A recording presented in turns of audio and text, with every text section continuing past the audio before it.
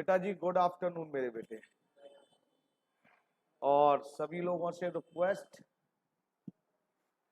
जो भी क्लास में बैठे हुए हैं कि पार्टनरशिप का ये लास्ट चैप्टर चल रहा है डिसोल्यूशंस, और हमेशा की तरह मैं कहता हुआ आ रहा हूं कि अगर किसी को रिवीजन करना हो तो एक बेस्ट 6 to 7 है, वहां पर आप पार्टनरशिप रिपीट कर सकते हैं मेरे बेटे, ठीक है ना।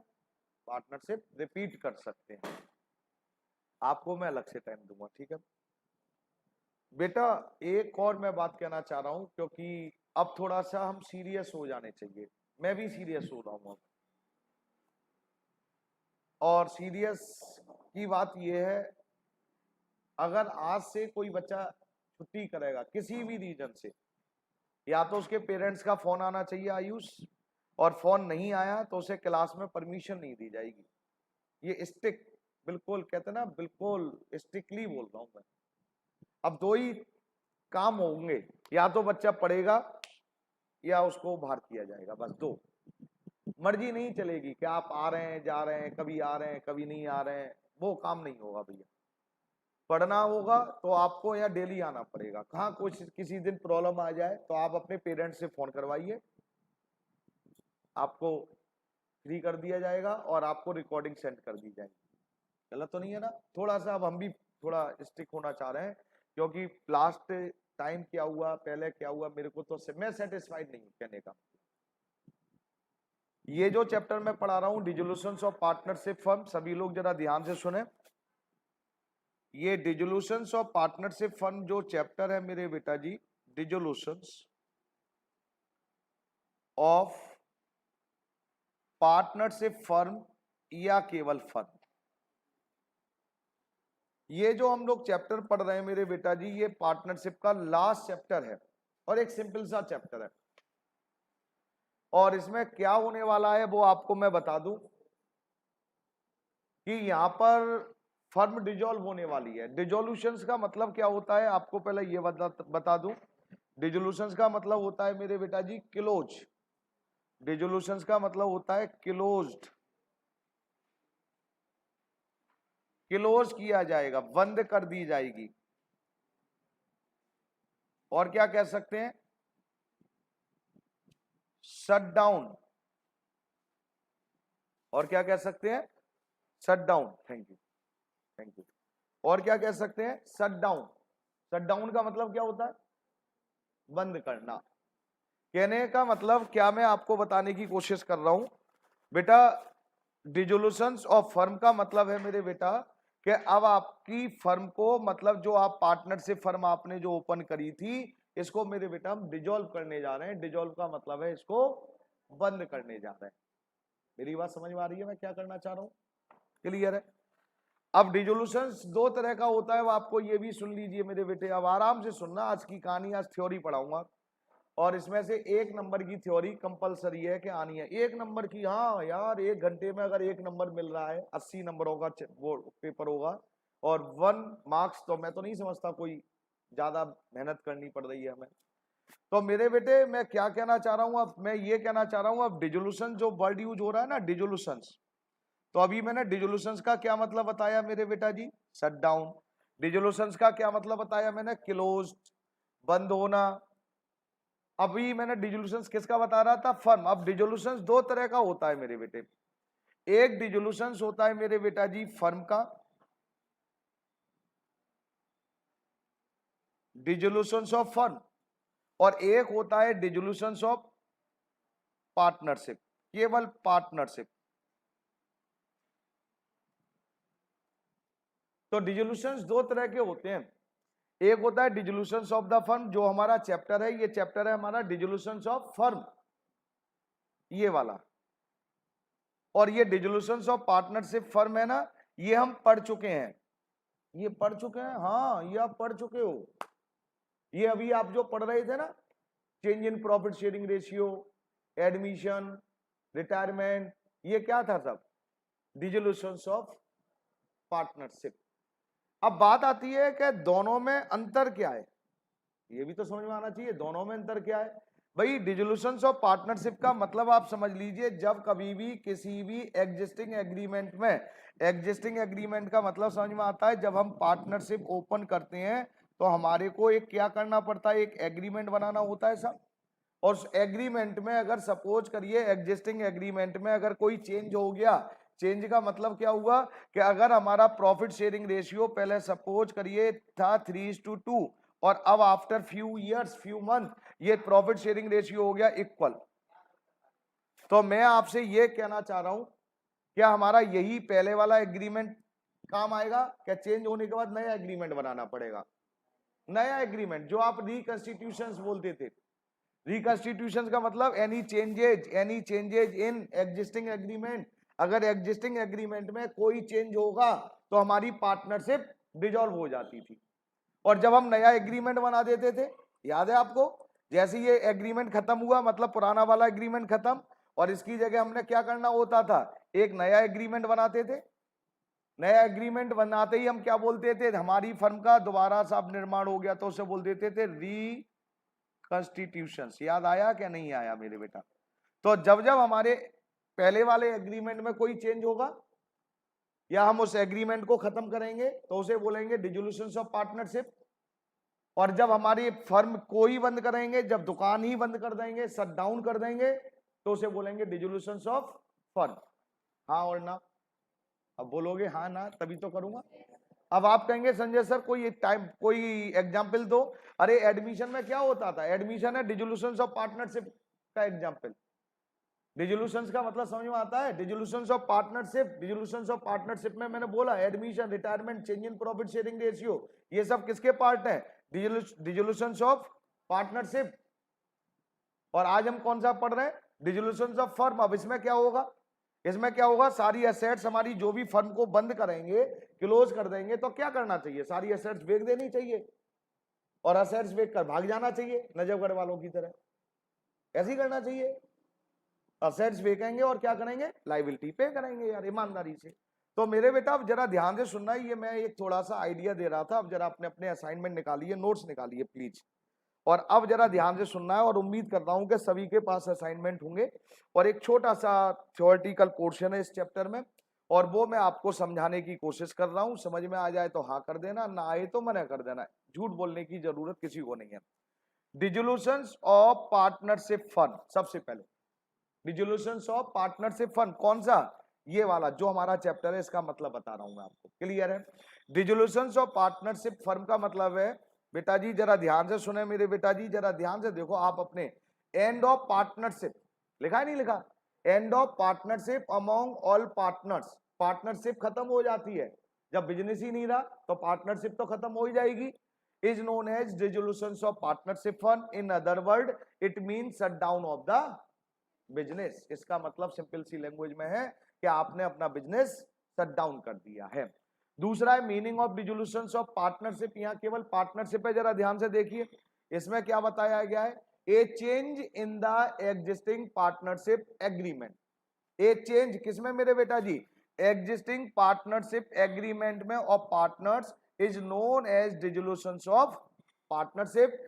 फॉर एग्जाम्पल एडमिशन, रिटायरमेंट, मैंने बोला था एग्जिस्टिंग एग्रीमेंट में कोई अगर इस एग्रीमेंट में चेंज होगा तो बेटा वो डिसोल्यूशन ऑफ पार्टनरशिप हो जाएगी। तो पार्टनरशिप अगर आपसे पूछे कि डिसोल्यूशन ऑफ फर्म का मतलब shut down the business, dissolution of firm का मतलब any changes in existing agreement, existing agreement में कोई चेंज होगा उसे डिसोल्यूशन ऑफ पार्टनरशिप बोला जाएगा। और फर्म का मतलब हम अपना बिजनेस ही डिसॉल्व करने वाले हैं। यस और नो बेटा जी, हाँ और ना, ये पूछी जाएंगी ये छोटी छोटी चीजें, आपसे एग्जाम में याद रखना। दूसरा फिर आता है मेरे बेटा जी डिफरेंस, क्या क्या डिफरेंस होता है मेरे बेटा? डिसोल्यूशन ऑफ पार्टनरशिप का मतलब क्या हुआ कि केवल पार्टनर्स के रिलेशन चेंज हो रहे हैं, और फर्म का मतलब क्या हो रहा है, बिजनेस ही बंद हो रही है। तो बेटा continuation, it does not effect continuation of the business, मतलब जब पार्टनरशिप डिसॉल्व होती है तो हमारा बिजनेस डिसॉल्व नहीं होता, बिजनेस हमारा कंटिन्यू चलता रहता है। एडमिशन में क्या आपने याद है, जब पार्टनर ने एडमिशन लिया था, जोन लिया था, क्या हमारा बिजनेस डिसॉल्व हो गया था? हमारा बिजनेस कंटिन्यू चल रहा था। लेकिन अगर मेरे बेटा जी पार्टनरशिप फर्म डिसॉल्व हो रही है, it involve dissolution of business, मतलब डिसकंटिन्यूएशन ऑफ बिजनेस। इसका मतलब फर्म डिसॉल्व हो रही है तो बिजनेस डिसकंटिन्यू, बंद हो जाएगा आपका। डिसोल्यूशंस, it may or may not involve dissolutions of the firm. अगर आपकी पार्टनरशिप डिसॉल्व हो रही है तो बिजनेस हो सकता है बंद हो जाए और नहीं, और हो सकता है ना हो। लेकिन मेरे बेटा जी फर्म अगर डिसॉल्व हो रही है तो 100% पार्टनरशिप क्या हो जाएगी, डिसॉल्व हो जाएगी। पार्टनरशिप खत्म, 4 पार्टनर है, मैं, आप और आप, और हमने बिजनेस चला रखा है और अब हमारा बिजनेस बंद, तो क्या पार्टनरशिप हमारी और आपकी कंटिन्यू रहेगी कि खत्म हो जाएगी? मेरे बेटा बोलते ही नहीं है, आवाज निकालोगे मुंह से, नहीं बोल निकालोगे ऋतु? क्या सोच रही हो ऐसे? कुछ सुन के आ रही हो? कहानी कथा थोड़ी सुना रहा हूं, आवाज निकालनी है। तो मैंने क्या कहा मेरे बेटा, अगर बिजनेस डिसॉल्व हो जाएगा, फर्म डिसॉल्व होगी, तो पार्टनरशिप रहेगी क्या नहीं रहेगी? नहीं रहेगी। और अगर सपोज करिए पार्टनरशिप डिसॉल्व हो रही है, पार्टनरशिप का मतलब कोई एग्जिस्टिंग एग्रीमेंट में चेंज हो रहा है, तो क्या हमारा बिजनेस डिसॉल्व हो जाएगा? तो हो सकता है बंद हो जाए और हो सकता है ना हो, लेकिन कंडीशन क्या होती है, नहीं होता है वैसे। यस और नो बेटा जी। तीसरा है क्लोजर ऑफ द बुक। अब हमारा बिजनेस ही डिसॉल्व हो गया, बिजनेस ही बंद होने वाला है, तो क्या हम अपनी बुकों को क्लोज करेंगे क्या नहीं करेंगे? सर बुक को क्लोज का मतलब ट्रेडिंग अकाउंट बनाएंगे, फाइनल अकाउंट बनाएंगे, फिर बैलेंस शीट क्लोज करेंगे, मतलब हम फाइनल अकाउंट बनाकर क्लोज कर देंगे, फिर आगे बनाएंगे ही नहीं। तो बेटा जी क्या करें, closure of book, it required final closure of the books, इसमें सारी बुक क्लोज कर दी जाएंगी। लेकिन अगर हमारी पार्टनरशिप डिसॉल्व हो रही है तो हमारी बुक क्लोज नहीं होंगी। लास्ट है कोर्ट ऑर्डर। अगर आप कोर्ट ने ऑर्डर कर दिया कि आपको अपना बिजनेस डिसॉल्व करना है, बिजनेस को बंद करना है, तो मेरे बेटा इसमें देखिए, it may be order by the court. Firm का डिसोल्यूशन कोर्ट के ऑर्डर से हो सकता है, लेकिन पार्टनरशिप का डिसोल्यूशन का मतलब कोर्ट ऑर्डर नहीं कर सकती किसी व्यक्ति को अपने जहां एडमिशन करवा लो, क्या एक पार्टनर बना लो, या कोर्ट ऑर्डर नहीं कर सकती किसी व्यक्ति को आप रिटायर कर दो। तो बेटा इसमें क्या लिखा, it is not ordered by the court, और ये ऑर्डर बाय कोर्ट। अगर बिजनेस आपका, अब कहेंगे कोर्ट हमारा बिजनेस बंद करवा सकती है, अरे क्यों नहीं करवा सकती है? आप इलीगल बिजनेस चला रहे, क्या ऑर्डर नहीं कर सकती कोर्ट? बोलते ही नहीं है। इलीगल कोई बिजनेस चला रहे हैं तो कोर्ट ऑर्डर कर सकती है कि नहीं कर सकती है? आएगी, अगर नहीं सुनोगे सील कर जाएगी बिजनेस को, बात खत्म, तुम अपने घर और कोर्ट अपने घर। तो कहने का मतलब ये डिफरेंस बताया है मेरे बेटा, और डिफरेंस में एक बार रिपीट कर रहा हूं, सभी लोग जरा ध्यान से फिर सुने। मैंने डिफरेंस क्या बताया है वो एक बार, कि ये डिसोल्यूशन ऑफ पार्टनरशिप है, ये डिसोल्यूशन ऑफ फर्म है। It does not effect the continuation of business. जब पार्टनरशिप डिसॉल्व होगी तो हमारे बिजनेस पर कंटिन्यू मतलब कंटिन्यू रहेगा, लेकिन फर्म डिसॉल्व होगी तो हमारा बिजनेस डिसकंटिन्यू हो जाएगा। डिसोल्यूशन, जब हमारी पार्टनरशिप डिसॉल्व होगी तो बिजनेस डिसॉल्व हो सकता है और नहीं भी हो सकता है, लेकिन अगर पार्टनरशिप फर्म का मतलब बिजनेस डिसॉल्व होगा तो पार्टनरशिप डिसॉल्व हो जाएगी। क्लोजर ऑफ द बुक, जब फर्म हमारी डिसॉल्व होगी तो हमें अपने फाइनल अकाउंट क्लोज करने पड़ेंगे, और जब पार्टनरशिप डिसॉल्व होगी तो हमें फाइनल अकाउंट क्लोज नहीं करने हैं। कोर्ट का ऑर्डर, पार्टनरशिप डिसोल्यूशंस में कोर्ट के ऑर्डर नहीं चलेंगे, लेकिन फर्म के डिसोल्यूशंस में कोर्ट ऑर्डर कर सकती है। ये समझ में आया? ये डिफरेंस सब ये आएंगे आपके जहां। फिर उसके आता है मोड ऑफ डिसोल्यूशंस। मोड ऑफ डिसोल्यूशंस का मतलब क्या होता है, वो कौन कौन सी विधियां होती हैं, प्रोसीजर होते हैं मेरे बेटा, जिससे आप अपने बिजनेस को डिसॉल्व कर सकते हैं। तो मेरे बेटा जरा ध्यान से सुनेंगे। पहला है मेरे बेटा जी बाई म्यूचुअल एग्रीमेंट, हम आपस में तय कर लें कि हमें अपना बिजनेस डिसॉल्व करना है, तो आप तभी एग्रीमेंट, म्यूचुअल एग्रीमेंट का मतलब क्या है, मैंने और आपने डिसाइड कर लिया 6 महीने बाद बिजनेस को डिसॉल्व करना है, बंद करना है, तो हो जाएगा। दूसरा क्या है बेटा जी, बाई नोटिस, किसी एक पार्टनर ने नोटिस दे दिया कि भाई मैं पार्टनरशिप डिसॉल्व करना चाहता हूं, और सबके घर पहुंचा दिए कि 1 साल बाद फर्म डिसॉल्व, और सारे एग्रीड हो गए, तो नोटिस भी देकर बंद कर सकते हैं। तीसरा क्या है, ऑन हैपनिंग इवेंट, कोई घटना घट जाए, भूकंप आ गया, अब बिजनेस दोबारा स्टैंड करने के लिए पैसे ही नहीं है, क्या करा जाए, बिजनेस डिसॉल्व, हाँ और ना। ये बिजनेस डिसॉल्व का मतलब समझ में आ रहा है? आप इमेज करिए, कोई आपकी एक छोटी सी शॉप है, अब आप, एक बच्चा बोल रहा है जब इमेज ही करने हैं तो बड़ी सी शॉप, बड़ी सी बनाओ ना, सपने में कौन से पैसे लग रहे हैं, तो छोटी सी मानो या बड़ी सी, जो भी है बेटा जी, क्लियर है ना? तो आप इमेज करिए कि आपका एक बिजनेस है, तो वो कैसे बंद हो सकता है, 2 आदमी है, पार्टनर है, तो या तो दोनों की मर्जी से होगा म्यूचुअल एग्रीमेंट, या आपने मेरे को नोटिस दे दिया कि संजय सर 1 साल बाद बंद करना है, अब आप देख लो, मैं तो करूंगा नहीं। अब अकेला पार्टनरशिप में कम से कम कितने लोग चाहिए? 2 तो चाहिए। एक ने नोटिस दे दिया तो अपने आप ही बंद हो जाएगी। तीसरा, कोई घटना घट जाए, समझ में आता है। और बेटा जी सबसे इंपॉर्टेंट या इंपॉर्टेंट लिख दो, ये म्यूचुअल, ये कंपलसरी डिसोल्यूशंस और डिसोल्यूशंस बाय कोर्ट, ये बताने वाला हूं मैं। कंपलसरी डिसोल्यूशंस, कंपलसरी डिसोल्यूशंस का मतलब समझ में आता है कि आप ना चाहते हुए भी आपको अपनी पार्टनरशिप फर्म को बंद करना पड़ेगा। सर ना चाहते हुए, हाँ जब तो कंपलसरी है भाई। कब? जब मेरे बेटा जी या तो सारे पार्टनर इंसॉल्वेंट हो जाए, 3 पार्टनर और तीनों इंसॉल्वेंट। इंसॉल्वेंट का क्या मतलब होता है भैया? इंसॉल्वेंट का मतलब, दिवालिया का मतलब समझ में आता है? कंगाल हो जाना, पैसे नहीं है, कर्ज ज्यादा है, देने के लिए हमारे पास पैसे नहीं है, तो उसे इंसॉल्वेंट। या बेटा जी क्या हो मेरे बेटा जी, एक्सेप्ट वन पार्टनर, या मेरे बेटा जी क्या हो, सारे पार्टनर इंसॉल्वेंट हो जाए, या 3 पार्टनर है उनमें से 2 इंसॉल्वेंट हो गए, 1 इंसॉल्वेंट नहीं हुआ, मतलब एक को छोड़कर सारे इंसॉल्वेंट हो गए, तो आपको अपनी फर्म को क्या करना पड़ेगा मेरे बेटा? डिसॉल्व करना पड़ेगा, कंपलसरी, कोर्ट ऑर्डर कर देगी फिर। और दूसरा क्या है, when the business of the firm become unlawful. Unlawful का मतलब, कोर्ट कहती है हमारे यहाँ लिक्विड, शराब का बिजनेस इलीगल है, आप सामने तो रेस्टोरेंट खोल रखा है और पीछे से शराब लिक्विड आप बेच रहे, होता नहीं? देखा नहीं देखा अपने रेस्टोरेंटों में क्या सामने मोमोज में वो क्या चूहे जैसे होते हैं वो मोमोज, हाँ हाँ, और चूहे जैसे ही होते हैं ना वो। और फिर क्या होता है दूसरा, आप सामने क्या बोल रहे हैं, स्प्रिंग रोल बेच रहे हैं, मोमोज बेच रहे हैं और इधर उधर की चीजें, और अंदर आप क्या कर रहे हैं, बिजनेस लिक्विड चला रहे हैं। तो क्या ये आप लॉफुल कर रहे हैं, अनलॉफुल कर रहे हैं? पता चलेगा पुलिस वालों को, क्या करेगा? चलाते रहेगा बिजनेस, चलाओ बेटे, पैसे देते रहो, करते रहो। क्या हुआ, लॉफुल है क्या अनलॉफुल है? तो क्या करना पड़ेगा, पता चल गया तो अगर ऑनेस्टी से, तो आपको बिजनेस को क्लोज करना पड़ेगा। तो ये 2 कंडीशन समझ में आई क्या नहीं आई? पहले ये बताओ मेरे बेटा जी, ये 2 कंडीशन किस में बता रहा हूं मैं? कंपलसरी डिसोल्यूशन में। क्लियर है? अब कोर्ट कब कब ऑर्डर करेगी मेरे बेटा, वो भी सुन लो। When a partner become unsound mind, कोई एक पार्टनर पागल हो गया, 3 पार्टनर है, एक पार्टनर का दिमाग डिस्टर्ब, अब आप कहेंगे डिस्टर्ब, हाँ हो जाता है, बीमार हो गया, क्या प्रॉब्लम है? तो कोर्ट ऑर्डर कर देगी भैया, जब तक ये ठीक ना हो जब तक आपको अपनी फर्म डिसॉल्व करनी पड़ेगी। तीनों में से कोई हैंडीकैप्ट हो जाए, दूसरा देखिए, when a partner become permanently incapacitated, मतलब हैंडीकैप्ट हो गया परमानेंटली, चल नहीं सकता, सोच नहीं सकता, तब भी कोर्ट ऑर्डर कर सकती है।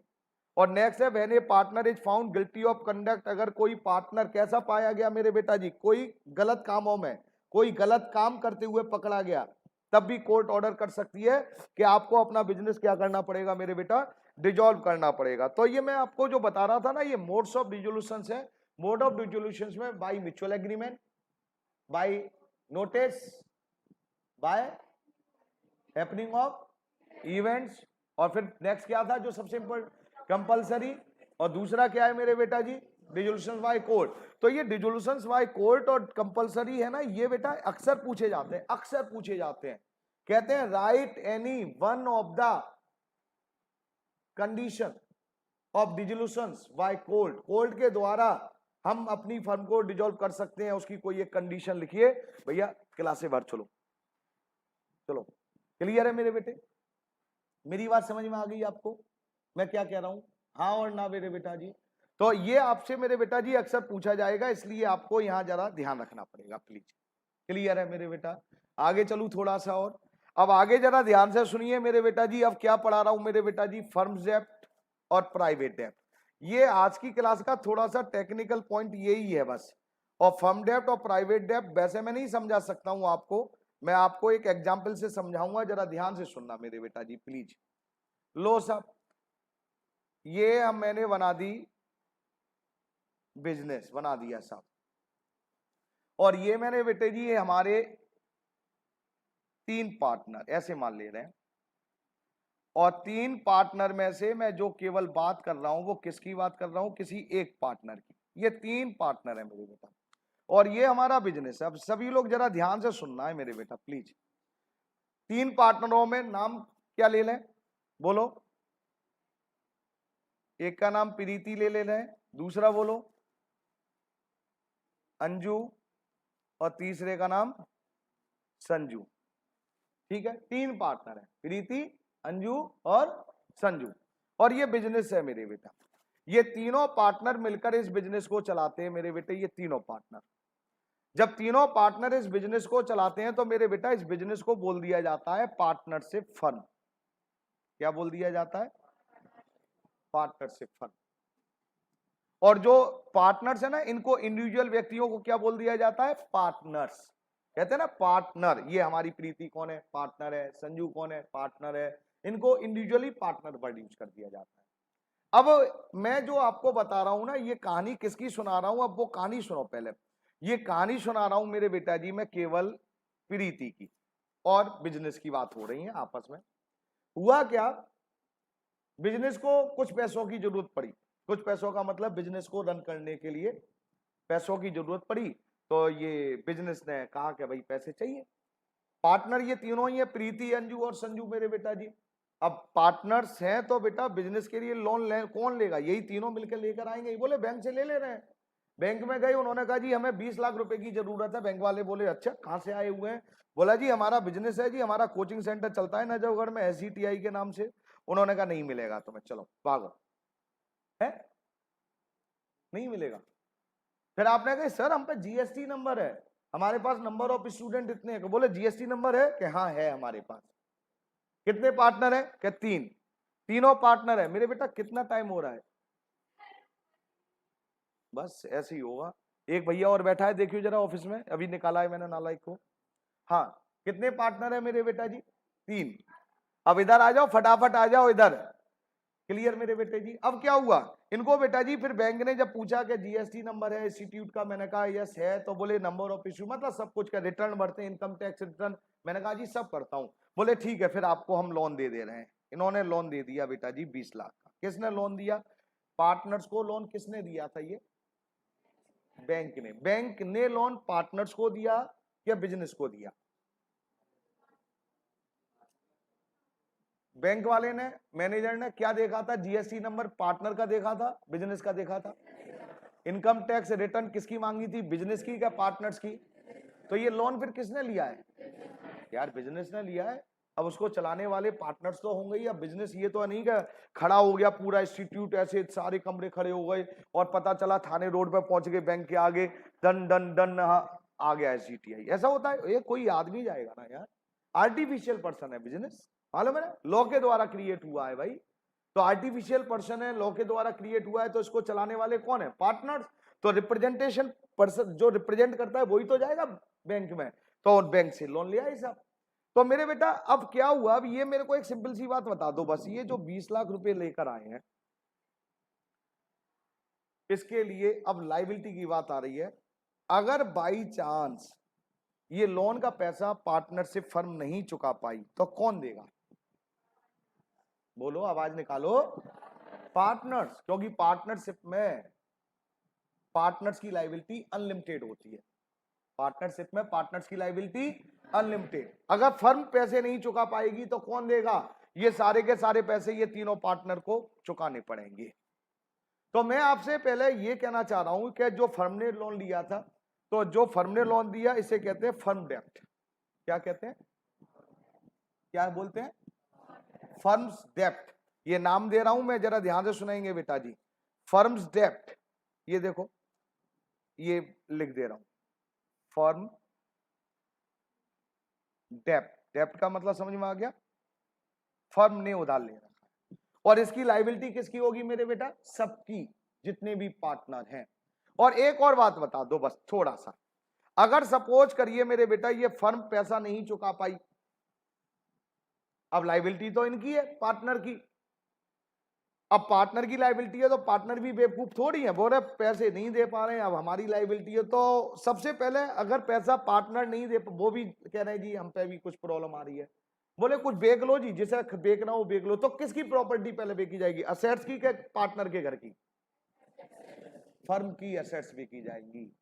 पहले क्या होगा, तीनों पार्टनर ये कहेंगे कि चलो हम ही इकट्ठे कर दे रहे हैं। तीनों करे यार हम पे तो है ही नहीं अभी कुछ। बोले भाई ऐसा करो प्रॉपर्टी बेचो। प्रीति से बोला अंजू और संजू, प्रीति तू बेच पहले अपनी, फिर हम बेचेंगे। क्या प्रीति कह देगी हाँ मेरी बेच दो? बोले अच्छा मैं क्यों बेचूं, बेचेंगे तो सब बेचेंगे, बोले तो पहले असेट्स बेच लो ना, किसकी बेच लो, बिजनेस की बेच लेना। तो मतलब फर्म्स को फर्म के डेप्ट को पे करने के लिए, फर्म के डेप्ट को चुकाने के लिए सबसे पहले हमें किसकी प्रॉपर्टी बेचनी पड़ेगी, फर्म्स की प्रॉपर्टी बेचनी पड़ेगी। क्या यहां तक बात समझ में आई क्या नहीं आई? मतलब 3 कंडीशन हो गई। फर्म ने जो पैसा लिया वो फर्म डेप्ट होता है, फर्म डेप्ट के लिए सारे पार्टनर लायबल होंगे। तीसरा, फर्म डेप्ट को चुकाने के लिए, पे करने के लिए सबसे पहले कौन सी प्रॉपर्टी बिकेगी, फर्म्स की। एक बात समझ में आ गई है? बोलते ही नहीं है। अब दूसरी बात करें। अब दूसरी बात क्या हुई, इन बिटवीन जब ये काम चल रहे थे, इस बीच में क्या हुआ मेरे बेटा जी, प्रीति को कुछ पैसों की जरूरत पड़ गई। प्रीति को कुछ पैसे की जरूरत पड़ेगी, घर में जरूरत पड़ गई। अब तुम ये मत पूछो किस बात की जरूरत पड़ गई, जरूरत पड़ गई। इसने 5 लाख रुपए मेरे बेटे चाहिए प्रीति को। अब प्रीति ने 5 लाख के लिए फिर बैंक में गई। प्रीति बोले जी हम देखो अपने ऑफिस के लिए आए थे, अपने ऑफिस के लिए 20 लाख रुपए लोन लिया है। बैंक वालों से बोली कि मेरे को, हमें अब ये 5 लाख मेरे को पर्सनल चाहिए। बैंक वाले ने कहा हमें कोई प्रॉब्लम नहीं, हमारा तो काम है साहब। प्रीति से कह रहे हैं कि आप वही डॉक्यूमेंट दे दो हमें जो चाहिए। प्रीति ने कहा डॉक्यूमेंट सारे हैं। और बैंक वालों ने क्या करा, प्रीति को 5 लाख रुपए दे दिए। जब प्रीति ने पर्सनली, मतलब किसी पार्टनर ने पर्सनल अपनी कैपेसिटी पर, अपनी गुडविल पर अगर लोन लिया है तो इस लोन को बोलते हैं प्राइवेट डेब्ट। क्या बोलते हैं? और फर्म ने लिया था तो क्या बोला था? अब दोनों में डिफरेंस आ रहा है, ये याद रखना। और कंपलसरी नहीं है, ये 3 नंबर का क्वेश्चन आता है, बोर्ड में आता है, बोर्ड में थ्योरी में, फर्म डेब्ट और प्राइवेट डेब्ट। तो रटने से अच्छा समझ लो पहले यार, 2 मिनट का काम है। तो फर्म डेब्ट का मतलब जो फर्म ने लिया हो, प्राइवेट डेब्ट का मतलब जब पर्सनल कैपेसिटी, पर्सनल गुडविल पर पार्टनर ने टेक ओवर करा हो। अब 5 लाख रुपए लिए हैं मेरे बेटा प्रीति ने, तो इसकी लायबिलिटी प्रीति की रहेगी कि अंजू की रहेगी कि संजू की रहेगी कि तीनों की रहेगी? ये बताओ किसकी रहेगी? प्रीति पे करेगी, सिंपल सी बात। 2 तो बात क्लियर। अब तीसरा समझ लो बस भाई प्लीज, अब ध्यान से सुनना, क्योंकि वो बड़ा वो अकाउंटिंग लैंग्वेज है। बस 3rd पॉइंट अब मैं समझाऊंगा, जब तक नहीं समझ में आएगी तुम कोशिश कर देना उसमें। क्या हुआ मेरे बेटा, अब ध्यान से सुनना, ये 5 लाख रुपए प्रीति को पे करने हैं और इधर 20 लाख रुपए मेरे बेटा जी फर्म को भी पे करने थे, फर्म के पैसे। अब फर्म के 20 लाख नहीं दे पा रहे थे तो हमने क्या करा, फर्म की प्रॉपर्टी बेच दी। और फर्म की प्रॉपर्टी जब बेची तो मेरे बेटा फर्म की जो असेट्स बिकी, जरा ध्यान से सुनना है अब आपको, फर्म्स की जो असेट्स हमने सोल्ड करी, वो सोल्ड कर कर पैसे आए 26 लाख। असेट ज्यादा की बिक गई। इसमें से 26 लाख में से हमने बैंक वालों को कितने दे दिए मेरे बेटा जी? 20 लाख। बचे कितने ये तो बता दो? 6 लाख। ये फर्म की असेट्स बेचने के बाद, फर्म डेप्ट को पे करने के बाद हमारे पास कितनी अमाउंट बच गई मेरे बेटा जी? 6 लाख। प्रॉफिट आ गया। ये फर्म तो डिजोल्व हो ही रही है, बिजनेस थोड़ी चलाना है। अब तीनों पार्टनर लड़ने लगे आपस में। अंजू बोली सॉरी 6 लाख का प्रॉफिट हो गया है, इसे मेरे को दे दो। प्रीति बोली मेरे को दे दो। संजू बोली मेरे को दे दो। तो इसमें सब एक पार्टनर समझदार, संजू बोली कि लड़ने की जरूरत क्या है, जब इसमें 6 लाख का प्रॉफिट हुआ है तो ये 6 लाख तो सभी में डिवाइड होना है। और प्रॉफिट शेयरिंग रेशियो मान ले रहे हैं इक्वल था, तो मेरे बेटा प्रीति को कितना मिलेगा? प्रीति को 2 लाख। संजू को कितना मिलेगा? 2 लाख। और अंजू को कितना मिलेगा? अब जो ये 2 लाख रुपए मिले हैं प्रीति, संजू और अंजू को, ये किसको बेचकर मिले थे? फर्म की असेट्स बेचकर। और असेट्स बेचने के बाद जो हमने 20 लाख पे करा, तो ये एक्सेस अमाउंट जो बचा था, और एक्सेस अमाउंट में जो प्रीति का जो शेयर था, कितना शेयर आया था मेरे बेटा जी? 2 लाख। क्या प्रीति अब सोच के बोल रहा है ये 2 लाख रुपए क्या अपने डेप्ट मतलब 5 लाख रुपए देने में यूज कर सकती है क्या नहीं कर सकती है? कर सकती है नहीं कर सकती? अरे जब मेरे शेयर में 2-2 लाख आ ही गए, अब संजू 2 लाख का क्या कर रही है, अंजू क्या कर रही है, प्रीति क्या करेगी, कोई किसी को मतलब नहीं है। तो मैं तो बस आपसे ये पूछ रहा हूं, क्या प्रीति अपने डेप्ट को पे करने में एक्सेस जो अमाउंट बची थी, इसमें अपना शेयर कितना आया था? 2 लाख, यूज कर सकती है क्या नहीं कर सकती है? अरे बोलो हाँ और ना। तो यही 3rd पॉइंट है। अब जरा आ जाओ थ्योरी पर, मेरे को समझाने में अब टाइम नहीं लगेगा मेरे बेटा प्लीज। पहले टाइम लगता अगर मैं नहीं समझाता आपको। पहले देखिए difference between firm dept and private dept. Meaning क्या मैं बोलना शुरू करूं बेटा? क्या बोलना शुरू करूं? इट इज द डेप्ट owed by the firm to outsider. It is the डेप्ट ओड बाय द फर्म, और टू की जगह कर दो मेरे बेटा जी from outsider. It is the डेब्ट ओड बाय द फर्म, मतलब फर्म के द्वारा ऋण लिया जाता है, किससे लिया जाता है? फ्रॉम आउटसाइडर, हाँ और ना। नेक्स्ट आइए प्राइवेट डेब्ट, इट इज द डेब्ट owed by a firm in his personal capacity from, to की जगह लिखो फ्रॉम एनी अदर पर्सन। समझ में आया? प्राइवेट डेब्ट का मतलब क्या होता है? इन इट इज द डेब्ट ओड बाय अ पार्टनर, किसने लिया था बेटा जी? पार्टनर ने अपनी पर्सनल कैपेसिटी पे लिया है। किससे लिया है? किसी आउटसाइडर से। यस और नो बेटा जी? अब फर्म डेब्ट के लिए लाइबिलिटी में आओ, all partner are jointly liable. इसका मतलब समझ में आ गया? फर्म के 20 लाख रुपए चुकाने के लिए सारे पार्टनर लाइबल हैं, और इसमें मेरे बेटा ओनली द कंसर्न पार्टनर, जिसने 5 लाख रुपए लिए थे, प्रीति ने लिए, वो ही लाइबल है इसमें। यस और नो? आगे चलिए, आगे क्या लिखा हुआ था मेरे बेटा जी? क्या मैं आगे बोलूं मेरे बेटा जी? अरे हाँ और ना? ये और ठीक है, थर्ड पर आ जाइए।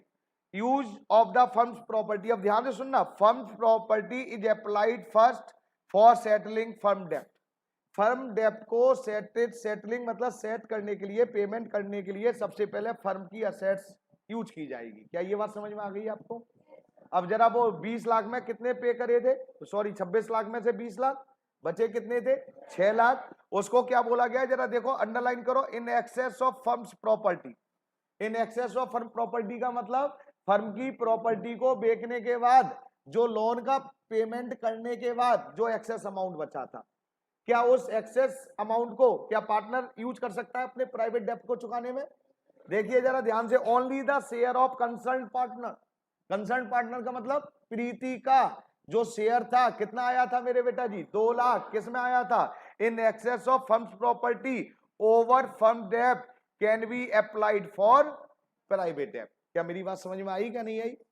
अरे समझ में आया कि फर्म की प्रॉपर्टी को बेचने के बाद जो एक्सेस अमाउंट आई थी, क्या वो अप्लाई प्रीति कर सकती है? प्रीति अपने प्राइवेट डेब्ट को चुकाने में कर सकती है नहीं कर सकती है? अरे हाँ ना, यही लिखा है और क्या लिखा हुआ है? यस और नो बेटा जी? कोई डाउट? तो फर्म डेब्ट का मतलब फर्म ने ले रखा है, प्राइवेट डेब्ट का मतलब पार्टनर ने ले रखा है, फर्म डेब्ट का मतलब सारे पार्टनर लायबिल हैं पूरी अमाउंट के लिए, प्राइवेट डेब्ट का मतलब कौन लायबिल है मेरे बेटा जी? Concern partner. प्राइवेट डेब्ट के लिए मेरे बेटा फर्स्ट ऑफ ऑल क्या देखना पड़ेगा? Firms property, firms assets. और प्राइवेट डेब्ट के लिए वैसे मैं ये कह सकता हूं, प्राइवेट डेब्ट के लिए प्राइवेट ही असेट्स देखनी पड़ेंगी, लेकिन वो कहना पार्टनर है भाई, अगर वहां से फर्म से कोई अगर एक्सेस अमाउंट लेकर आता है तो वो एक्सेस अमाउंट क्या प्राइवेट डेब्ट में यूज हो सकती है? तो आंसर आता है यस, हो सकती है। यस और नो बेटा जी? क्या थर्ड पॉइंट समझ में आ गया आपको? अरे बोलो हाँ और ना। स्कूलों में कुछ नहीं पढ़ाएंगे, ये वैसे ही कह देंगे, एक एक मिनट में बता दे रहा हूं, इन्हें समझ लो अच्छी तरह से। मैंने बोला 1 नंबर क्लियर कर रहा हूं, बस केवल 1 नंबर के लिए आज की क्लास की मेहनत है ये। क्लियर है? आइए मेरे बेटा, अब आइए मेरे बेटा जी, डिफरेंस बिटवीन, जरा ध्यान से सुनना है, difference between revaluation account and realisation account. तो जरा ध्यान से सुनना है। रिवैल्यूएशन अकाउंट समझ में आता है आपको? पहले बताओ मेरे को मेरे बेटा जी, आता है नहीं आता है? अरे बोलो, रिवैल्यूएशन अकाउंट कभी बनाया है कि नहीं बनाया है? रिवैल्यूएशन अकाउंट जो हम बनाते थे मेरे बेटा जी, ये कब बनाते थे मालूम है आपको? रिवैल्यूएशन अकाउंट बताओ कब बनाते थे मेरे बेटे? Change in profit sharing ratio, admission, retirement, death में ही बनाया था। बोलते ही नहीं है। तो मैं ये कह सकता हूं eight the time of reconstitution, जब जब हमारी फर्म का रिकंस्टिट्यूशन होता था, और रिकंस्टिट्यूशन का मतलब वही है जो आप मेरे को कह रहे हैं, क्या change in profit sharing ratio, admission, retirement of partner, यही है मेरे बेटा। हाँ और ना बेटा जी? At the time reconstitution of the partnership firm be prepared revaluation account. याद आया आपको? बोलो हाँ ना, बोलोगे तभी कराऊंगा, नहीं नहीं कराऊंगा, मेरा कोई टारगेट नहीं है आज जितना करवाऊंगा उतना करवाऊंगा, आराम से करवाऊंगा। क्लियर है? आगे चलूं मेरे बेटा जी। अच्छा, रिवैल्यूएशन में क्या नोट करते थे बताओ? रिवैल्यूएशन में क्या करते थे? तीन वर्ड यूज करूंगा, एक तो बुक वैल्यू, एक रिवाइज्ड वैल्यू, और एक इन दोनों का डिफरेंस जिसे नेट चेंजेस बोलते हैं। कौन रिवैल्यूएशन में कौन सी फिगर रिकॉर्ड करते थे? अगर बुक वैल्यू का मतलब है अगर किसी एसेट्स की वैल्यू 10 लाख है, रिवाइज वैल्यू उसकी हो गई 12 लाख, तो 10 लाख से 12 लाख हो गई, तो डिफरेंस कितना आया 2 लाख, तो ये 2 लाख रिकॉर्ड होते थे, हाँ और ना। तो रिवैल्यूएशन मेरे को ये समझ में आता है, ये मालूम है रिवैल्यूएशन में क्या क्या रिकॉर्ड होता है। और रिवैल्यूएशन है ना लाइफ में, मतलब बिजनेस की लाइफ में कई बार बन सकता है। एडमिशन होगा तो बनेगा, रिटायरमेंट होगा तो बनेगा, प्रॉफिट शेयरिंग रेशियो चेंज होगा तो बनेगा, कोई पार्टनर की डेथ हो जाए तब बनेगा। मतलब तो इसका मतलब क्या है, क्या एक ही बार बनेगा, क्या कई बार बनेगा? जब जब एडमिशन होगा, रिटायरमेंट होगा तो कभी भी बना लो, तो इसका मतलब ये कई बार बन सकता है। क्लियर है? तो ये रिवैल्यूएशन तो समझ में आ गया होगा मेरे को, इसमें तो कोई डाउट है नहीं है। तो अब मैं जरा आगे चल रहा हूं मेरे बेटा जी, अब थोड़ा आगे डिफरेंस बाद में बताऊंगा, पहले ध्यान से सुनना है। मेरे को एक अकाउंट के बारे में बताना है जिसका नाम है मेरे बेटा जी, हाँ, रियलाइजेशन अकाउंट। बेटा तेरी सहेली बैठी होंगी 4 से 5 वाली, लेकर आ ना, वो कहाँ गई देख कर आ, कहाँ खो गई वो? रियलाइजेशन अकाउंट देख कर आ जरा, ये समझाना है। रियलाइजेशन अकाउंट क्या होता है पहले तो ये समझ लो, काम खत्म हो जाएगा मेरा। रियलाइजेशन अकाउंट को हिंदी में क्या बोलते हैं मेरे को नहीं मालूम है, लेकिन कुछ तो ये आइडिया है, बड़ा अजीब सा नाम है, वसूली खाता। तुम क्लास में क्यों नहीं आई बेटा? हाँ आ जाओ, तुम भी आ जाओ। हाँ नहीं, भैया को बैठाओ। रियलाइजेशन वसूली खाता। अब जरा ध्यान से सुनो, उधर मत देखो यार, वो लेट आए हैं, तुम अपना सुनो यार, क्यों अपना टाइम वेस्ट कर दो। बेटी बैठ जाओ आप भी आराम से। अब मैं आपको ये बताना चाह रहा हूं, जब हमारी फर्म का, ध्यान से सुनना, मैं सब एक्सप्लेन दोबारा रिपीट होंगी ये सारी चीजें कल। रियलाइजेशन अकाउंट हमारा कब होता है, तो जब जब हमारी फर्म का, जब जब मतलब मैंने जो वर्ड यूज करा है तो पहले तो यही गलत वर्ड यूज करा, जब जब फर्म तो जिंदगी में एक ही बार डिजोल्व होगी। डिजोल्व का मतलब बिजनेस को अगर बंद करना है तो एक बार होगा या बार बार हो जाएगा? मर्जी आ रही है आज बंद कर दिया, फिर 2 दिन बाद फिर आज फिर बंद करूंगा, अरे जब बंद हो गया तो बंद ही हो गया ना। मतलब जब हम अपनी, जब जब नहीं, जब हम अपनी पार्टनरशिप डिजोल्व करेंगे, डिजोल्व क्या करेंगे मेरे बेटा जी, पार्टनरशिप फर्म, जब हम अपनी पार्टनरशिप फर्म को, फर्म का मतलब है बिजनेस को, बंद करेंगे, तब हमें एक अकाउंट ओपन करना होता है जिसका नाम है रियलाइजेशन अकाउंट। क्या नाम है? और हम क्या करते हैं इसमें, मैं ये बताता हूं थोड़ा सा, फिर आपको सारी क्लियर करूंगा। इस रियलाइजेशन अकाउंट में क्या होता है, तो पहले तो मेरे को बस ये बताओ कि रियलाइजेशन अकाउंट कब ओपन होगा मेरे बेटा, ये बता दो बस। रियलाइजेशन अकाउंट कब होगा? अब आवाज नहीं निकलेगी, अभी चिल्ला चिल्ला के बोल रहा हूं, सुनाई नहीं। कब होगा रियलाइजेशन अकाउंट ओपन? जब हम अपनी फर्म को, बिजनेस को क्या करेंगे, डिजोल्व करेंगे, बंद करेंगे। अच्छा, रिवैल्यूएशन अकाउंट कब ओपन करते हैं? ये रिवैल्यूएशन अकाउंट कब ओपन करते हैं? जब हमारी फर्म का क्या होता है, reconstitution, admission, retirement, change in profit, जब हम रिवैल्यूएशन ओपन करते हैं।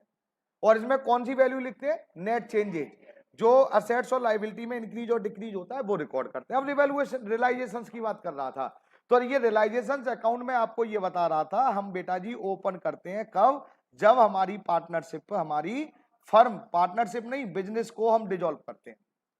और इसमें क्या करते हैं मालूम है, इसमें हमें बुक वैल्यू रिकॉर्ड करनी पड़ती है।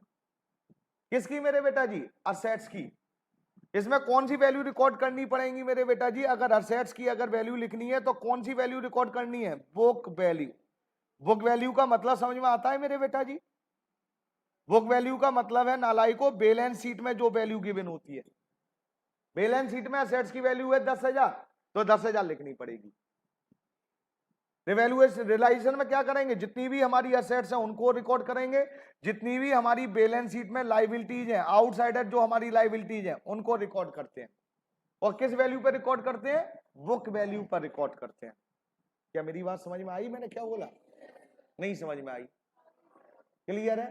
तो अभी मैं लिखवा दूंगा, टेंशन मत लो। पहले ये बताओ, रियलाइजेशन अकाउंट कब ओपन करेंगे? रिजोल्यूशन के टाइम। उसमें क्या रिकॉर्ड करेंगे? अपनी असेट्स और अपनी लायबिलिटीज। किस वैल्यू पर? पहली बात, यहां तक समझ में आ गया। अब ध्यान से सुनना मेरे बेटा, रियलाइजेशन अकाउंट में क्या करते हैं, क्यों बनाते हैं, अब क्यों का जवाब दे रहा हूं मैं, क्यों का जवाब क्या दे रहा हूं हम इससे मेरे बेटा जी, अभी मैं लिखवा दूंगा, टेंशन मत लेना, लिखा हुआ है सब कुछ। हम फाइंड आउट करते हैं मेरे बेटा जी, हम फाइंड आउट करते हैं मेरे बेटा जी प्रॉफिट ऑब्लिक लॉस। हम फाइंड आउट करते हैं प्रॉफिट और लॉस। किस चीज का प्रॉफिट और लॉस बेटा? फाइंड आउट प्रॉफिट और लॉस ऑन, मैं बोलूंगा भी जरा ध्यान से, sale of assets and payment of liabilities. Payment of liability का मतलब समझ में आया कि जितनी भी हमारी एसेट्स हैं इनको हम क्या करेंगे मेरे बेटा जी, सोल्ड।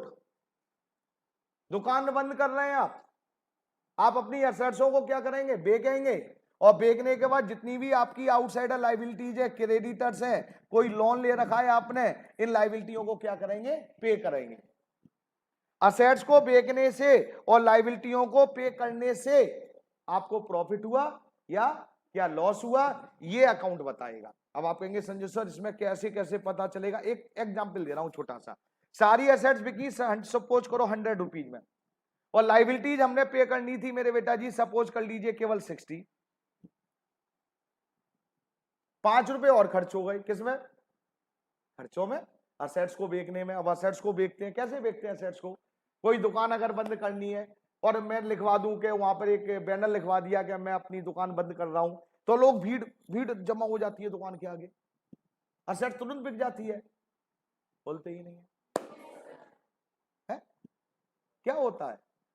अगर हमारी छोटी सी शॉप है ना, तो एक हमें भैया को बुलाना पड़ेगा और वो जोर जोर से चलाएगा, माल छूट ही छूट है, डिस्काउंट ही डिस्काउंट। होता ना 100 रुपए वाली सूरत साड़ी मिला 50 रुपए में लें, 20 वाली साड़ी फ्री में ले जाएं, मतलब आओ और इसे खरीद के ले जाओ। होता नहीं, छूट ही छूट है, लूट ही लूट है। क्या करते हैं, एक हम भैया को बुलाते हैं, छोटे वाले भैया को, आवाज लगाता है वो कि दुकान बंद होने के कारण डिस्काउंट पर एक बैनर लगाते हैं, तो ये कुछ खर्चे भी तो करने होते हैं। तो बेटा क्या हुआ, 100 रुपए में असेट्स में की सारी, लाइबिलिटी कितनी थी 60, और 5 रुपए और खर्च हो गए हमारे खर्चों में। तो अब हमारे कितने बच गए मेरे बेटा जी, 35, ये प्रॉफिट हो गया। तो ये प्रॉफिट हुआ या लॉस? अगर लाइबिलिटी ज्यादा हो और असेट्स कम में बिकी तो लॉस हो गया, सिंपल सी बात है। तो रियलाइजेशन अकाउंट का मतलब क्या है? रियलाइजेशन अकाउंट डिसोल्यूशन के टाइम बनाया जाता है पहले तो। इसमें हम सारी असेट्स और अपनी लाइबिलिटियों को बुक वैल्यू पर रिकॉर्ड करते हैं, और इसको बनाने का ऑब्जेक्ट क्या है, हमें यह पता करते हैं कि इसमें प्रॉफिट हुआ कि लॉस हुआ। किस चीज का प्रॉफिट? असेट्स को बेचने से और लाइबिलिटी को पे करने पर। बोलते ही नहीं है? उसे क्या कहते हैं, कौन से अकाउंट बोलते हैं उसे? तो डिसोल्यूशन के टाइम कौन सा अकाउंट बनाया जाएगा मेरे बेटा? Realisation account. अब जरा ध्यान से सुनो मेरे बेटे, वो मैं बाद में बताऊंगा, पहले आइए कहां मेरे बेटा, इसकी डेफिनेशन पर प्लीज। डेफिनेशन बोलूं मेरे बेटा जी? अरे बोलूं? जरा ध्यान से सुनेंगे मेरे बेटा जी कि मीनिंग ऑफ डिसोल्यूशन मेरे बेटा जी। अच्छा साहब, मीनिंग ऑफ रियलाइजेशन, सॉरी मेरे बेटा, क्या लिखा हुआ है? An account which is prepared to record the assets and liabilities at their book value and realised value. Realise का मतलब है जो बेचेंगे वो भी वैल्यू, और at the time of dissolution is known as realisation. अब 2 लाइन मेरी तरफ से लिखो, इसमें लिखो जरा, इसी के नीचे लिखना है, कहीं आगे पीछे लिख लेना। द मेन ऑब्जेक्ट, क्या लिखोगे साहब? द मेन ऑब्जेक्ट, लो मैं लिख के दे रहा हूं यहां, इसी के लिखना है। The main object of this account, find out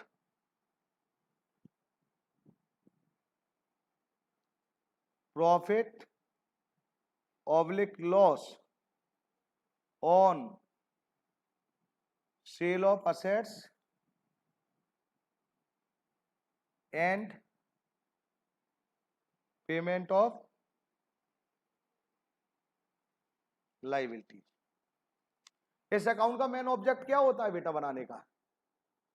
find out करना होता है। क्या फाइंड आउट करना है मेरे बेटा जी? प्रॉफिट और लॉस। प्रॉफिट और लॉस किसका मेरे बेटा जी? असेट्स को बेचने से जो हमें मिलेगा और लाइबिलिटी को पे करने पर प्रॉफिट हुआ या लॉस हुआ। इसको प्रॉफिट को पता करने के लिए या लॉस को पता करने के लिए हम एक अकाउंट बनाते हैं जिसका क्या नाम है मेरे बेटा, रियलाइजेशन अकाउंट। क्या उम्मीद करूं रियलाइजेशन अकाउंट समझ में आ गया आपको मेरे बेटा? अरे हाँ और ना। रिवैल्यूएशन अकाउंट बनता है at the time of reconstitution, realisation बनता है at the time of dissolution. Realisation account अपनी लाइफ में एक ही बार बनता है, बिजनेस की लाइफ में केवल एक ही बार बनेगा। बंद होगी दुकान, अकाउंट ओपन हो जाएगा रियलाइजेशन, और बंद हो गई तो वो तो जिंदगी भर के लिए बंद हो गई, फिर तो कोई दूसरी खुलेगी। और रिवैल्यूएशन अकाउंट क्या हम बेटा जी एक बार को बनाएंगे क्या कई बार हो सकता है? क्योंकि एडमिशन अगर कोई पार्टनर आपके यहाँ ज्वाइन करेगा तब भी आपको रिवैल्यूएशन बनाना पड़ेगा, और अगर कोई पार्टनर रिटायर हो जाए तब भी रिवैल्यूएशन बनाना पड़ेगा। मतलब रिवैल्यूएशन आप बिजनेस की लाइफ में कई बार बना सकते हैं। तो मेरे बेटा जरा डिफरेंस देखिए मेरे बेटा प्लीज। आप ऐसा है ना, मैं सोचता हूं कि आपको एक एक वर्ड क्लियर कर दूं, ज्यादा अच्छा रहेगा, नहीं तो डिफरेंस तो 2 मिनट का काम है। मैंने बोला बेटा सबसे पहले क्या डिफरेंस है, देखिए contents. It record the revaluation में क्या रिकॉर्ड होता है, net changes in value of assets. ये लर्न करने की चीजें नहीं है यार, पहले ये बता दे रहा हूं। कहीं आप सोचे ये मैं लिखवा रहा हूं ये समझा क्यों रहा हूं, आपके दिमाग में सेट हो जाए और आ जाए तो आप खुद लिख सकते हो। रिवैल्यूएशन में क्या रिकॉर्ड करते हैं, नेट चेंजेस। रिवैल्यूएशन और रियलाइजेशन में क्या रिकॉर्ड करते हैं, all assets and liability at their book value and realise का मतलब बेचने वाली वैल्यू। 10 लाख की चीज है 8 लाख में बेची है तो 10 लाख भी रिकॉर्ड किए जाएंगे और 8 लाख भी, दोनों वैल्यू रिकॉर्ड की जाएंगी। यस और नो बेटा जी? आगे आइए, टाइम ये कब बनाया जाता है revaluation account, it is prepared at the time of reconstitutions. Reconstitutions of firm का मतलब समझ में आ गया, एडमिशन कई बार बोल चुका हूं, अब तो ध्यान आ गया। और ये मेरे बेटा कब बनाया जाता है realisation account, at the time of dissolution of firm. अरे हाँ और ना। प्रिपरेशन, प्रिपरेशन का मतलब रिवैल्यूएशन अकाउंट कितनी बार बन सकता है, एक बार क्या कई बार? कई बार। तो देखो वही लगा, it can be prepared many times in life of the firm. Business की लाइफ में ये कई बार बन सकता है। लेकिन मेरे बेटा डिसोल्यूशन रियलाइजेशन अकाउंट केवल एक ही बार बनेगा, one time eight the time of binding up, eight the time of dissolution, eight the time of liquidation. ये अलग अलग नाम है, बाइंडिंग अप, डिसोल्यूशन, लिक्विडेशन, मतलब सबका नाम एक ही है, दुकान का शट डाउन होना। यस और नो बेटा जी? तो मेरी बात ये समझ में आ गई क्या, डिफरेंस समझ में आया क्या नहीं आया, अब ये बताओ मेरे को। नहीं आया समझ में? क्लियर है? तो पहले क्लियर होगा कि हम रिवैल्यूएशन में क्या रिकॉर्ड करते हैं, नेट चेंजेज। रियलाइजेशन में क्या रिकॉर्ड करते हैं, book value and realise value. हाँ और ना। रिवैल्यूएशन अकाउंट कब बनाया जाएगा, reconstitution of fund. Realisation account कब बनाया जाएगा, और कब बनाया जाएगा। और ये लाइफ ऑफ फर्म, बिजनेस की लाइफ में रिवॉल्यूशन कितनी बार बनेगा, मेनी टाइम्स। और ये वंस अपॉन ए टाइम, केवल एक ही बार, डन। यस और नो बेटा जी? एक और बात बताऊं तुम्हें, दोनों में एक चीज और याद रखना, ये मैं कई बार बोल चुका हूं, जिस अकाउंट से हम प्रॉफिट और लॉस, रिवॉल्यूशन से भी हम प्रॉफिट और लॉस निकालते थे, याद है ना? बोलते ही नहीं है। रिवॉल्यूशन अकाउंट बनाते थे प्रॉफिट और लॉस नहीं निकलता था, और रियलाइजेशन अकाउंट से भी अभी हम प्रॉफिट और लॉस निकालने वाले हैं। तो जिस भी अकाउंट से याद रखना प्रॉफिट और लॉस निकलता है उसका नेचर नॉमिनल होता है मेरे बेटा। क्या होता है मेरे बेटा, नॉमिनल। अब आप कहेंगे संजय सर आप तो बहुत बड़ी बात कर दी, जिस अकाउंट का बोल दिया, जिस, हाँ बेटा जिस। ट्रेडिंग अकाउंट बनाया था 11th में आपने, ट्रेडिंग अकाउंट याद है, उसका नेचर क्या था, नॉमिनल। P&L अकाउंट बनाया था, उसका नेचर क्या है, नॉमिनल। आपने 12th में बनाया था profit and loss appropriation account, याद है, उसमें भी प्रॉफिट और लॉस निकाला था, उसका नेचर क्या है, नॉमिनल। मतलब जिस अकाउंट से आप प्रॉफिट और लॉस फाइंड आउट करोगे, कैसा भी प्रॉफिट और लॉस, उसका नेचर नॉमिनल ही होगा। यस और नो बेटा जी? बस आज की लास्ट बात मेरे बेटे, और बात खत्म। बेटा जब हमारी फर्म डिजॉल्व होती है तो हमें 4 अकाउंट बनाने पड़ते हैं मेरे बेटे, eight the time of dissolution of firm. तो हमें 4 अकाउंट बनाने होंगे। पहले अकाउंट का नाम है बेटा जी रियलाइजेशन अकाउंट। देखो जरा डिफरेंस के बीच में लिखा हुआ है दोनों के, फर्म डेप्ट और प्राइवेट डेप्ट, और रियलाइजेशन और रिवॉल्यूशन के बीच में लिखा है, क्या लिखा है, account prepare eight the time of dissolution of firm, firm will open 3 और 4 अकाउंट, या तो 3 अकाउंट ओपन करेगी या 4। मैक्सिमम कितने ओपन करती है, 4। पहला कौन सा, रियलाइजेशन अकाउंट। दूसरा कौन सा, पार्टनर कैपिटल अकाउंट। तीसरा कौन सा, पार्टनर्स लोन। और चौथा कौन सा, कैश ऑब्लिक। अगर क्वेश्चन में पार्टनर लोन दे रखा है, अगर क्वेश्चन में, क्वेश्चन का मतलब है पुरानी बैलेंस शीट में लायबिलिटी साइड में पार्टनर्स लोन दे रखा है तो 4 अकाउंट ओपन होंगे। और अगर क्वेश्चन में पुरानी बैलेंस शीट में लायबिलिटी साइड में पार्टनर लोन नहीं दे रखा है तो कितने अकाउंट ओपन होंगे? कहने का मतलब मैक्सिमम कितने ओपन होते हैं? 4, और मिनिमम कितने होते हैं? 3। तो पहले हम 4 की बात कर रहे हैं, ये मैं आगे भी डिस्कस करूंगा 4 कब और 3 कब। तो पहला कौन सा होता है 4 में? रियलाइजेशन। दूसरा क्या होता है? Partners capital. तीसरा क्या होता है? Partners loan. और नेक्स्ट क्या होता है? Cash oblique bank account. Clear है? रियलाइजेशन अकाउंट का नेचर, रिवैल्यूएशन का नेचर। रियलाइजेशन अकाउंट कब ओपन करते हैं? Dissolution of firm. Mode of dissolution कोई दो है, दो बता सकते हैं मोड ऑफ डिसोल्यूशन? अब दो मैंने मेथड पूछ रहा हूं तो केवल हेडिंग लिखनी है, by mutual agreement, by notice, happening an event, compulsory dissolution और ऑर्डर बाय कोर्ट। अब आपसे कोई दो, तो इनकी हेडिंग में से कोई दो बताने हैं। और अगर आपसे कह दी कि कंपल्सरी डिसोल्यूशंस की कोई दो पॉइंट लिखिए तो कंपल्सरी डिसोल्यूशंस के 2 पॉइंट लिखने पड़ेंगे जो मैंने लिख के दिए। यस और नो बेटा जी? नहीं समझ में आया मेरे बेटा जी? जरा ध्यान से सुनेंगे मेरी बात लास्ट। पहले तो सभी को थैंक यू, धन्यवाद। यही क्लास ओवर कर रहा हूं। बाय मेरे बेटे। और ये